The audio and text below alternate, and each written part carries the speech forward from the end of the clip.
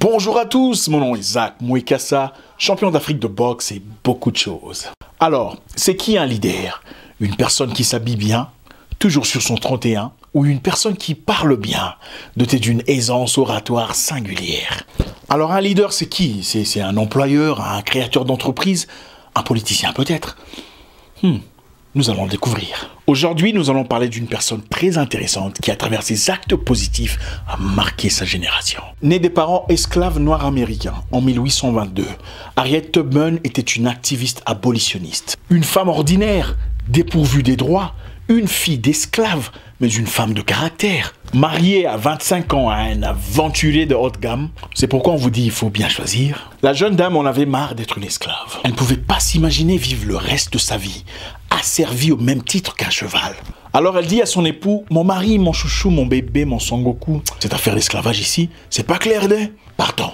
Le mari, poltron qu'il est, habitué aux miettes de pain du maître, dit à son épouse: chérie, toi va d'abord, moi, je vais t'attendre ici. Ah là là, c'est pourquoi on vous dit il faut bien choisir l'homme de votre vie. L'esclavage des Noirs à l'époque était plus proéminente dans le sud des États-Unis. C'est bien dans le sud qu'on maltraitait les Noirs, qu'on chicotait les vieillards, qu'on violait souvent les jeunes filles devant leurs proches. C'était la galère, la misère, la poussière. Harriet Tubman était elle-même asservie à 6 ans d'âge dans un champ de coton, subissant le dur labeur imposé par ses geôliers. Donc, les Nord des Amériques étaient un peu plus complaisants à l'égard des esclaves, où beaucoup pouvaient vivre en liberté. Comme un chien abusé et mal nourri, Harriet Tubman en avait assez.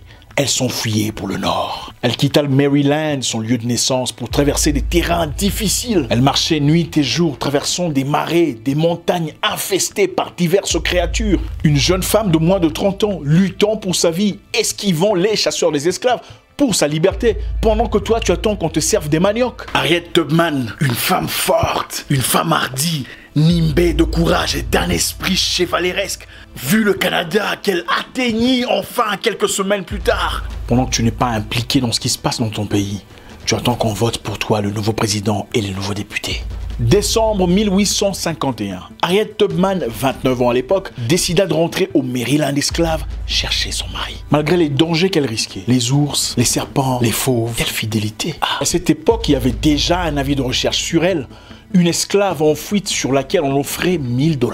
Son cas était donc déjà connu de tous les chasseurs d'esclaves du parage. Après avoir traversé le Nord, qui à son tour était devenu hostile à l'égard des Noirs, Harriet Tubman se démerda sur un terrain pernicieux pour atteindre Maryland. Quel courage! Arrivée chez son mari pour le libérer... Ah Seigneur, les hommes, nous les hommes. Le monsieur avait déjà pris une chisa, bien installé avec lui. Elle a abandonné le salopard. Donc ton épouse se libère, revient pour te chercher, elle te retrouve avec une femme. Ah! Imaginez un peu, vous faites des tels sacrifices pour retrouver votre partenaire et vous le retrouvez avec quelqu'un d'autre. Au lieu de se décourager et de rentrer, de peur qu'elle ne soit identifiée et rattrapée, Harriet Tubman se lança dans une nouvelle mission. Elle voulait libérer ses frères et quelques amis de la famille. Plus jeune, elle avait pour habitude de bubuler comme un hibou.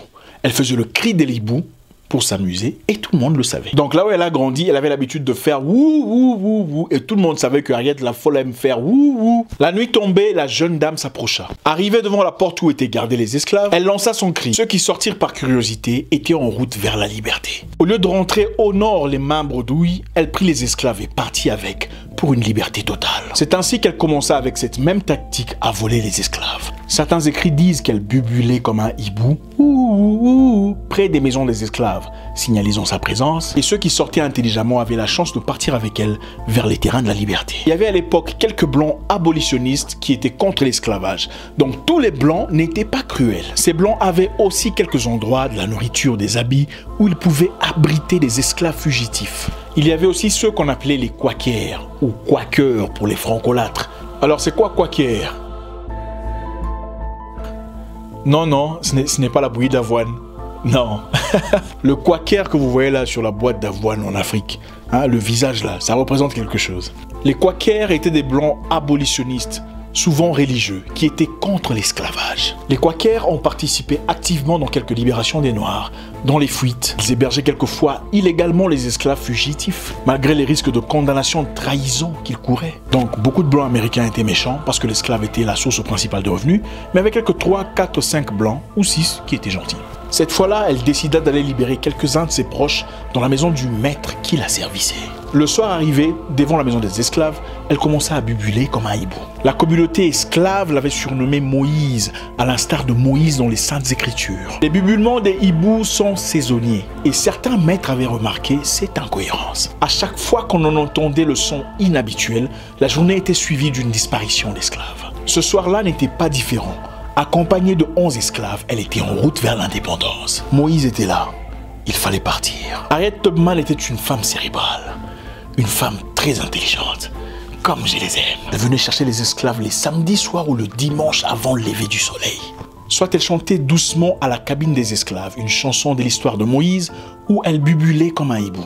Elle le faisait en ce moment parce que le dimanche, tout le monde était absent. Les chasseurs d'esclaves étaient peut-être en famille ou dans les montagnes. On ne pouvait imprimer les posters que le lundi, donc la machinerie de poursuite était paralysée. Ce soir-là, en décembre 1851, Harriet Tubman partit avec 11 esclaves. C'était le plus grand nombre qu'elle emportait en un tour, marchandise d'une valeur de 11 000 $ pour le blanc. La route était dure et il fallait marcher, mais il fallait aussi se cacher, sans respirer, de peur d'être repéré. Elle marchait devant avec son fusil, marquant les pas comme un soldat, prêt à donner sa vie dans la bataille. Pendant qu'il marchait, elle encourageait les autres esclaves, leur parlait de la liberté qui les attendait, la paix et la sérénité d'esprit. Il fallait surmonter des obstacles, traverser des montagnes. Elle allait quelquefois en arrière pour pousser les faibles à aller de l'avant. Il fallait marcher pendant 3 jours pour arriver à leur première escale. Pendant ce temps, il fallait passer des nuits dans un froid glacial, incapable d'attiser un feu de peur d'être repérés. Les esclaves avaient peur, froid et mal aux pieds. Pour les motiver, Harriet Tubman leur dit « Prenez courage les amis, nous arrivons bientôt chez un Quaker. Nous y trouverons à manger, à boire, du thé, du lait chaud, des chaussures pour chacun.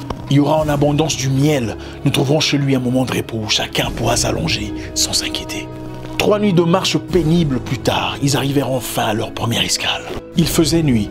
Harriet Tubman s'avança vers la porte et frappa doucement pour annoncer sa présence. Et quelqu'un répondit d'une voix blanche « Qui est à la porte ?» La jeune dame répondit avec courage « C'est un ami avec des amis. » C'était leur code, le mot de passe. La porte s'ouvrit brutalement et d'une voix blanche, le Quaker lui dit « Combien en a-t-il » ? « Il y en a 11, répondit Harriet. Apeuré, effrayé, effarouché, le Quaker lui dit « 11, il y en a beaucoup trop. Je ne peux pas vous héberger. Je ne peux pas vous héberger cette fois-ci. D'ailleurs, ma maison était entièrement fouillée ce matin. Je ne prendrai pas de risque. Désolé. » Et il ferma brutalement la porte. Vous voyez comment la vie est bizarre, hein? On ne peut pas toujours compter sur les gens. Harriet Tubman était troublée. Elle ne savait pas quoi faire. Que dire à ces 11 personnes épuisées à qui tu as promis du lait, du miel, le repos, le chaud, de la viande, des habits et une assurance des collaborateurs blancs. Elle était triste mais pas abattue. Elle savait qu'il fallait partir. Il fallait reprendre leur marche dans le noir, dans le froid. L'institution politique avait placé 40 000 $ sur la tête d'Harriet Tubman. Quiconque la ramènerait vivante ou morte gagnerait ce prix. Ouais, 40 000 $ en 1851. Il fallait encore marcher et marcher. Les pieds étaient complètement abîmés. Abîmés. Les pieds abîmés. Ils marchaient comme des soldats, regardant derrière eux. Ils savaient qu'ils étaient poursuivis. Et leur objectif était devant. Il ne fallait pas abandonner. La jeune dame sentait la marche s'alourdir. Les hommes fatigués. Les hommes aussi vous parlaient trop bien. Pendant ce temps, un homme s'arrêta et dit « Pour moi, cette marche est finie. Je ne pars plus. Laissez-moi rentrer, j'étais mieux chez mon maître. Il est pour moi mieux de rester esclave que de souffrir comme ça en essayant d'être libre. » La jeune dame lui dit « Tu ne rentreras pas. » Il rétorqua « Qui m'en empêchera ?» Elle sortit son fusil et dit « Maintenant tu marches avec nous, ou je t'explose la gueule. » L'homme changea immédiatement d'avis et continua à marcher. Cette fois-là, elle n'avait pas pris la route habituelle parce qu'elle savait qu'elle était recherchée. Elle évitait les embuscades. Bien qu'elle se soit sentie à maintes reprises perdue dans la forêt, elle n'avait jamais osé communiquer sa peur à ceux qui la suivaient. Elle leur racontait des belles histoires, les nourrissait d'espoir. Elle parlait incessamment d'un ami qu'il fallait rencontrer. Cet ami s'appelait Thomas Garrett de Wellington, un Quaker qu'elle avait encore jamais rencontré. Elle espérait que celui-ci les hébergerait, mais c'est une peur qu'elle n'osait communiquer. Arrivée enfin chez Thomas Garrett, Effrayée, elle frappait à la porte. Elle avait peur. Elle avait avec elle 11 esclaves et ne savait pas comment elle réagirait. Elle frappa une seconde fois et quelqu'un répondit d'une voix blanche. « Qui est à la porte ?» Il était nuit, il n'y avait personne dans le barrage. « Qui est à la porte ?» Harriet répondit « Un ami avec des amis. Le code, le mot de passe. » La porte s'ouvrit et Thomas Garrett lui demanda « Tu en as combien ?» 11, répondit Harriet. Thomas Garrett hésita et dit « Demande-leur d'entrer. » Ils avaient enfin un endroit pour se reposer, manger à leur faim. Du pain, du miel, du couscous de la teke, du gombo, du fumba. Ah, Seigneur! Ils y trouvèrent le repos nécessaire, des habits, des chaussures, et reprirent leur marche quelques jours plus tard. À la fin du mois de décembre 1851, ils atteignirent enfin Saint-Catharines, dans le Canada de l'Ouest, aujourd'hui appelé Ontario.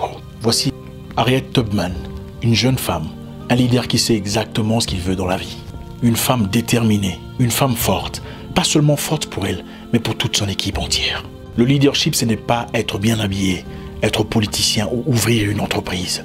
Le leadership, c'est grandir, améliorer ce qui t'entoure. L'année dernière, le visage d'Harriet Tubman a été choisi pour être mis sur le billet de 20 $. Mais une idée que Donald Trump a rejetée. Mon nom est Zach Mwikassa, le guerrier noir, votre frère.